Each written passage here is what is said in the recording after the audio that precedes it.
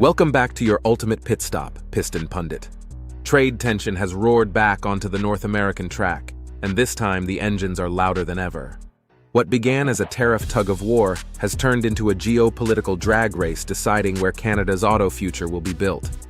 Washington wants every bolt tightened on U.S. soil.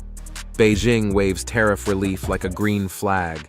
And in the driver's seat sits Prime Minister Mark Carney, balancing jobs, factories, and an entire EV supply chain that could either stall or surge ahead. From the assembly lines of Ontario to the canola fields of the prairies, this is the high-stakes showdown shaping Canada's next economic lap.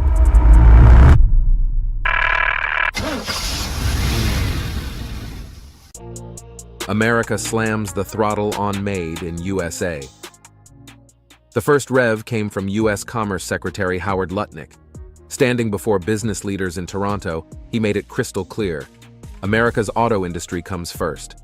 No trade pact without tariffs, no shared production lines, and no compromise on Made in America.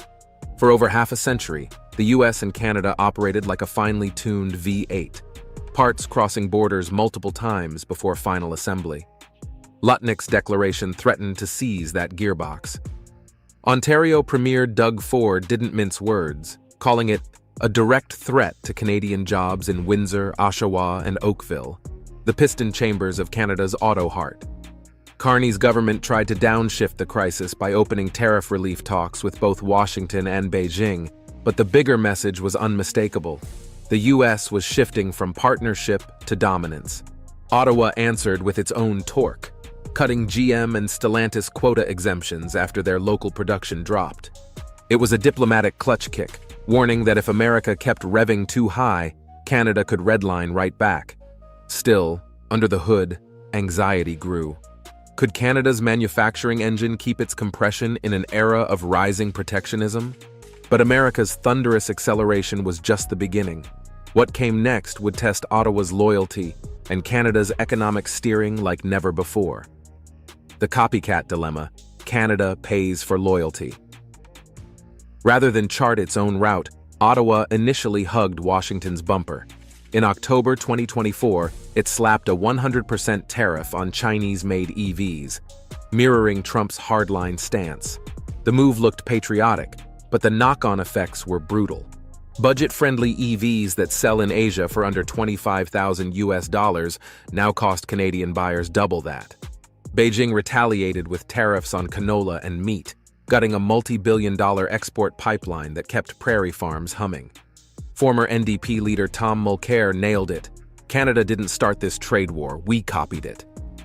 By mid-2025, the consequences were visible in every showroom and factory. Tesla's market share sputtered.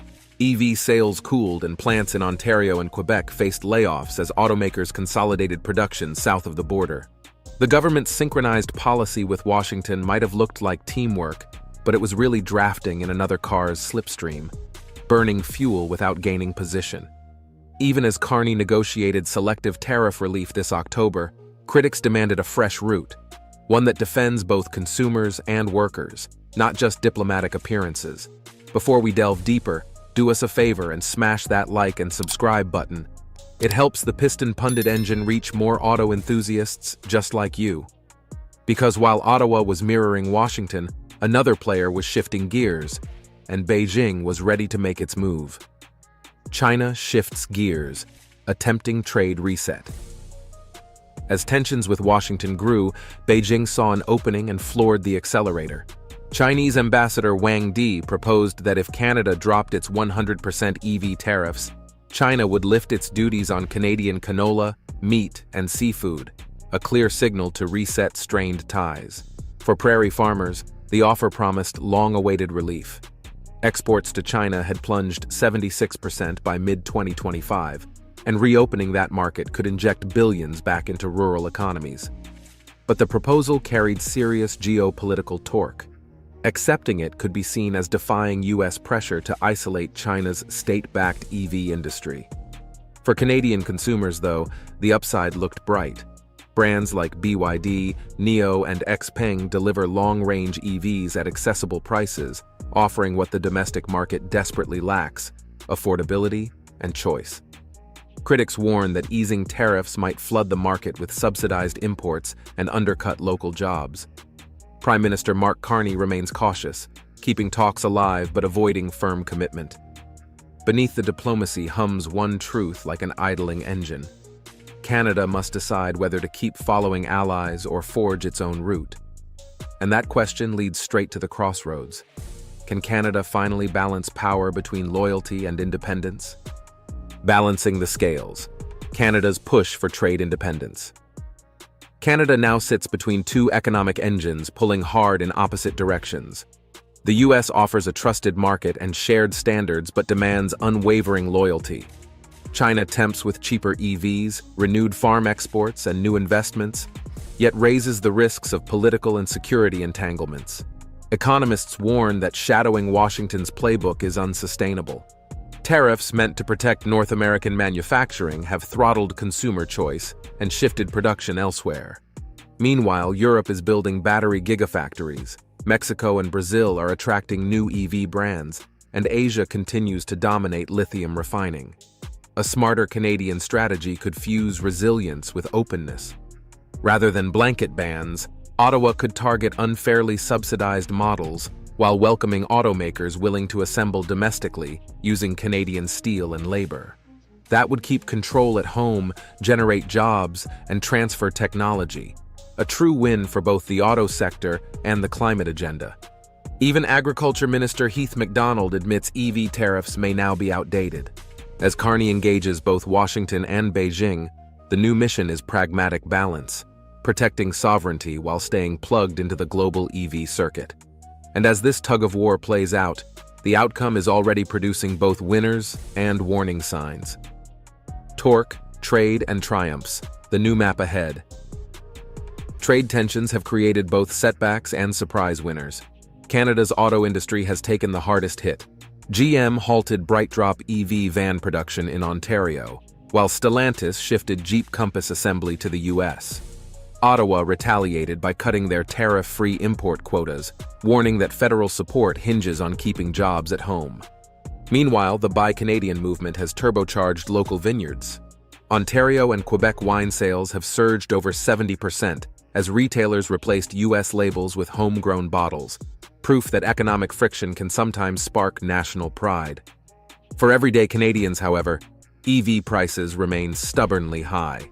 Without Chinese competition, entry-level options are limited and costs inflated. Analysts estimate easing tariffs could slash prices by 20 to 30% and help Canada reach its 2035 zero-emission goal. The broader takeaway? Resilience and diversification. A nation dependent on one superpower risks losing control of its own gears. Balance is the only way forward. But as the dust settles, one thing's certain. Canada's next turn on the trade track will define its industrial identity for decades to come. Verdict. Turning point. Canada's trade engine in transition. Right now, Canada stands at a historic crossroads. One road paved with loyalty to Washington, the other leading toward opportunity in Beijing. Every tariff, every negotiation ripples from Windsor's assembly lines to prairie farms. Mirroring America brought stability but also stagnation.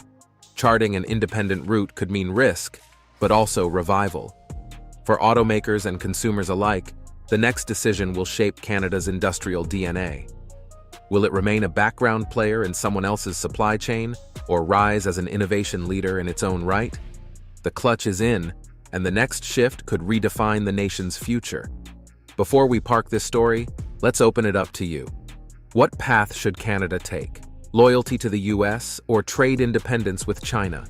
Should Ottawa lift EV tariffs and invite Chinese automakers to build locally? And do you think Canada can truly become a self-reliant automotive hub again? Drop your thoughts below. We'd love to hear your take. If you enjoyed this deep dive, subscribe to Piston Pundit to stay tuned for the latest vehicle updates, trade twists, and automotive insights. Thanks for watching. And until next time, keep your engines running and your minds in gear. You can now check out any of the videos on the screen. There's plenty more to explore.